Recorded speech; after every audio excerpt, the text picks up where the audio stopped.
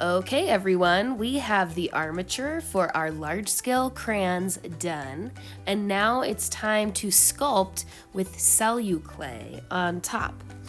Celluclay is a really cool material that's made out of recycled magazines, so it's green and it's good for the environment, and you don't have to fire it in a kiln like regular clay. It dries just with the air. It starts as a dusty, dry block of finely shredded magazine paper, and when you mix it with water, it turns into an air-drying, clay-like material. Our job today is to cover our entire armature with this Celluclay, from top to bottom, all the way around. The only part of the armature that you don't want to cover with Celluclay is the tape with your name on it. We still need that. So take small handfuls of Celluclay out of your bag and basically smoosh it onto your armature. The adhesive, or glue, in the Celluclay is going to make it stick. Try to make the layer of Celluclay that you add as thin as possible. Don't make it super thick, because it's going to take forever to dry, and we don't want that. We want it to dry quickly so that next time we can paint the sculptures. When you are sculpting with the Celluclay around the cone on top of the crayon, just make sure that that shape stays like a cone. You don't want it to end up some strange shape that doesn't look like the end of a crayon.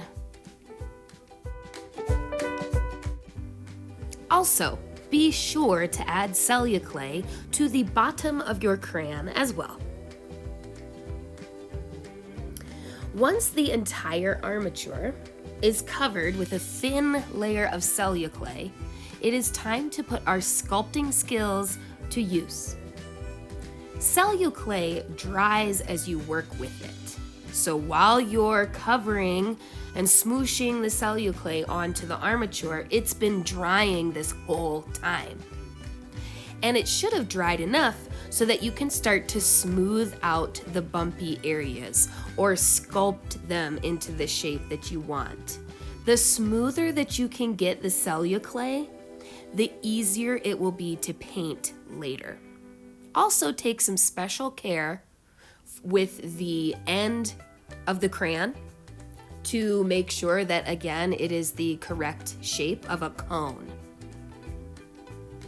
One thing that I would suggest that I didn't do in this video, actually, is to put the Celluclay crayon on the plastic bag while you sculpt, not directly on the table.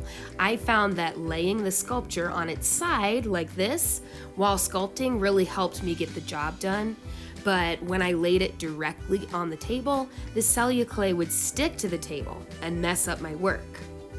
When I put it on the plastic bag instead, it didn't stick. When you are done sculpting, double check that you can easily see your name tag still, and leave your crayon on the bag to dry.